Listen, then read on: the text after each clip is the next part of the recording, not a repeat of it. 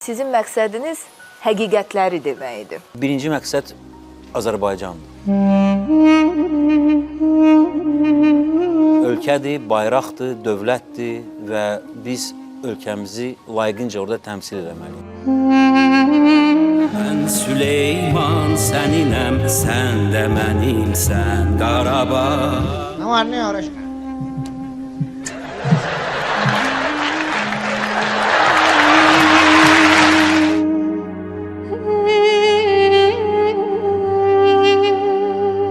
Biz Azərbaycan səni tanıyırıq. Çox sağ ol. Pətərəm danışsan, Komsomol. Bilirsən, həyat çox qəliz məsələdir. Bütün suallara cavab tapdın, birindən başqa. Sən bilərsən, uzaq qovum yaxçını, yoxsa yaxın qonşu?